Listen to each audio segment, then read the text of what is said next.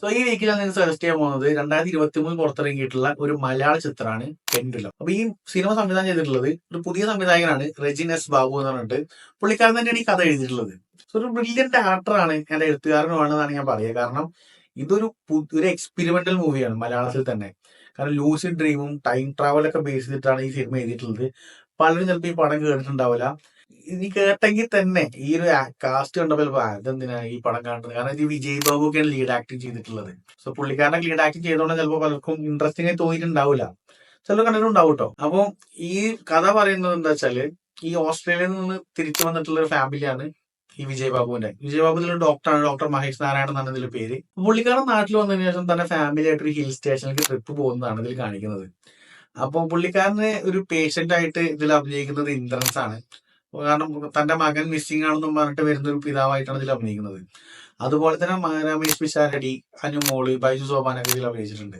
അപ്പോൾ ഈ ഒരു ട്രിപ്പ് പോകുന്ന സമയത്ത് അൺഫോർച്ചുനേറ്റ് ആയിട്ട് ഈ വിജയബാബുവിന്റെ മകള് തന്റെ കയ്യിൽ താക്കോലി കാറിനുള്ളിൽ വെച്ചിട്ട് ആ കാർ ലോക്കായി പോവാണ്. അങ്ങനെ അൺഫോർച്ചുനേറ്റ് ആയിട്ട് ഇവർക്ക് അവിടെ ആ ഒരു ചായക്കടക്കാരന്റെ വീട്ടിൽ താമസിക്കേണ്ടി വരികയാണ്. അങ്ങനെയാണ് കഥ. അപ്പൊ ഈ സമയത്ത് ഈ ഒരു വിജയബാബു കാണുന്ന സ്വപ്നം അതുപോലെ നടക്കുന്ന കാര്യങ്ങൾ തമ്മിൽ കണക്ഷനൊക്കെ വിജയബാബുവിന് ഫീൽ ചെയ്യാണ്. അങ്ങനെ കുറെ ഇൻസിഡൻസ് ഉണ്ടാവും. ഞാൻ ഓരോന്ന് പറഞ്ഞ വളരെ സ്പോയിലർ ആയി പോകുന്നതുകൊണ്ടാണ് അത് അവിടെ തൊടാതെ പറയുന്നുണ്ടോ. സോ ഇതിൽ പിന്നീട് ഒരു അമീർ എന്ന് പറഞ്ഞ ക്യാരക്ടർ, ഏഞ്ചൽ എന്ന് പറഞ്ഞ ക്യാരക്ടറാണ് അനുമോൾ ചെയ്യുന്നത്. ഈ ക്യാരക്ടർ അവര് തമ്മിൽ ഈ ഒരു ഷെയർ ചെയ്യുന്ന ഒരു ഡ്രീം ഉണ്ട്. ലൈക്ക് ഇവര് തമ്മിൽ കാണുന്ന ഡ്രീമിന് കണക്ഷൻ ഉണ്ട് ഈ രണ്ടുപേരും. എന്നുവെച്ചാൽ ഡ്രീമിൽ ഇവർക്ക് സംസാരിക്കാൻ പറ്റാനുള്ള സംഭവമൊക്കെ ഉണ്ട്. ഈ ഇൻസെപ്ഷൻ ഒക്കെ കണ്ട സമയത്ത് അത്ര ലെവലല്ല, ഇൻസെപ്ഷൻ കണ്ട സമയത്ത് അവർക്ക് ഡ്രീം ഷെയർ ചെയ്ത് സംസാരിക്കൂലേ, അതുപോലെ കൺസെപ്റ്റ് ഇതിലുണ്ട്. ഏറെക്കുറെ ലൂസിഡ് ഡ്രീം ആണ് ശരിക്കും. അതങ്ങനെ അതിൽ എടുത്ത് പറയുന്നില്ലെങ്കിൽ ലൂസിഡ് ഡ്രീം ആണ് പറയുന്നത്.